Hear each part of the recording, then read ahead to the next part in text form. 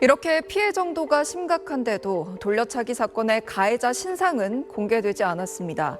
미국과 일본 같은 다른 나라에선 범죄가 확실하면 피해자 신상을 공개해서 보도하는 게 일반적인데 우리나라는 그렇지 않은 겁니다. 왜 그런 건지 임찬종 기자가 설명해 드립니다.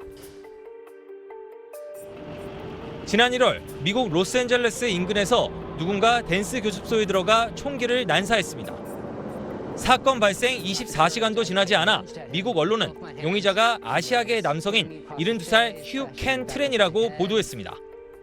The suspect sustained a self-inflicted gunshot wound and was pronounced dead at the scene.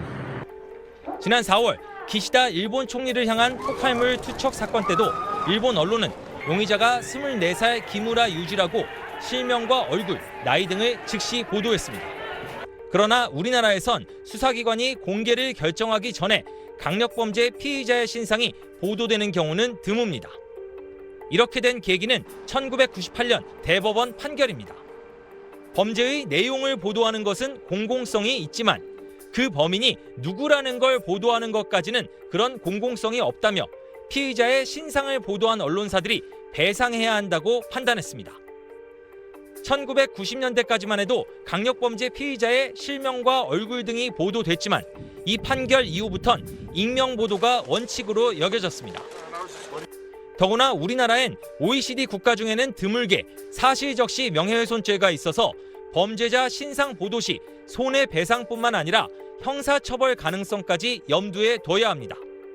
결국 피의자가 명확하게 공인인 경우나 수사기관이 발표한 경우에만 신상이 공개될 수 있는 셈인데 범죄 피의자 신상 보도 시 공공성을 인정하는 기준을 구체화하는 새로운 판례가 필요하다는 목소리도 나오고 있습니다.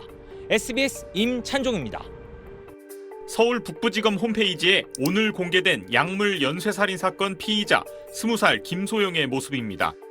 신상정보심의위원회 심의를 거쳐 이름과 얼굴, 나이 등을 공개했는데 게시 기간은 다음 달 8일까지입니다. 앞서 경찰은 추가 범행 정황까지 드러나 유족은 물론이고 시민들의 공분까지 커졌는데도 신상 공개를 하지 않아 논란이 일었습니다. 결국 검찰이 검거 한 달 만에 신상 공개를 했지만 경찰 수사 단계에서 김소영 SNS 계정이 이미 유포되면서 개인정보가 알려진 상황이라 실효성이 떨어지는 뒷북 공개라는 지적이 나오고 있습니다. 피해자 유족들은 뒤늦게나마 신상 공개를 환영한다며 검찰 수사를 통해 사건 진상이 명확하게 밝혀지길 바란다고 밝혔습니다. 김소영은 지난해 10월 말부터 지난달 초까지 남성 5명에게 약물을 탄 음료를 건네 살해하거나 다치게 한 혐의를 받고 있습니다. 지난해 10월 음식점, 12월 카페, 올해 1월 노래방에서 김 씨를 만난 3명은 생존했지만 지난 1월 말과 2월 초 남성 피해자 2명은 모텔에서 숨진 채 발견됐습니다.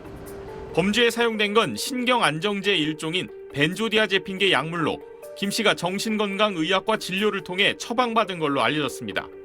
김 씨는 최근 반사회적 성격장애, 사이코패스로 판명됐는데 총점 40점 가운데 사이코패스 판정 기준선에 해당하는 25점을 받은 걸로 알려졌습니다. 검찰은 김 씨를 상대로 피해자가 더 있는지 등을 수사하고 있습니다. SBS 김민준입니다. 강북 모텔 연쇄살인 사건 피의자 20살 김소영의 신상이 공개된 가운데 김소영이 과거에도 상습절도를 저질렀다는 주변 지인들 제보가 잇따르고 있습니다.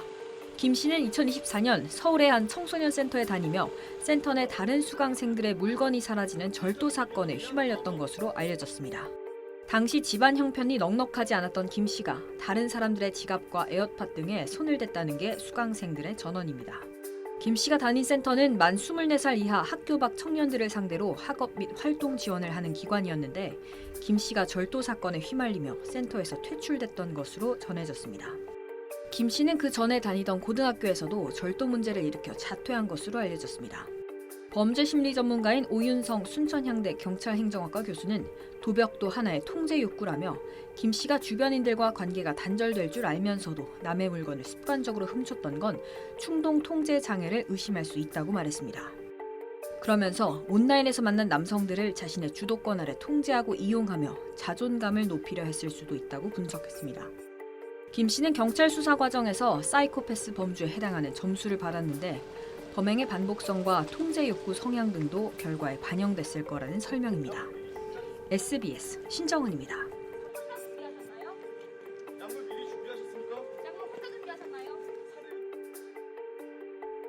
한 남성이 엘리베이터에서 내려 걸어 나옵니다. 지난 8월 아파트 흡연장에서 28살 최성우에게 살해당한 70살 A씨의 마지막 모습입니다. 검찰은 최성우가 자신과 자신의 어머니에게 A씨가 위해를 가하려 한다는 망상에 빠진 걸로 파악했습니다. 166cm에 44kg였고요. 정말 그냥 노약자 그 자체예요. 말이 안 되죠. 해칠 수가 없어요. 서울 북부지검은 살인 혐의가 중대하고 수법이 잔인하다는 등의 이유로 최성우의 얼굴과 이름, 나이 등을 공개했습니다. 하지만 이 사건과 비슷한 지난 7월 일본도 살인 사건은 결과가 달랐습니다. 이 사건 공소장에도 가해자가 자신과 마주친 이웃이 중국 스파이라는 망상에 빠진 채 범행을 저질렀다고 적혀 있습니다. 하지만 서부지검은 유족의 신상정보 공개 요청에도 가해자를 비공개하기로 결정했습니다. 유족들의 2차 피해 등이 우려된다는 이유에서입니다.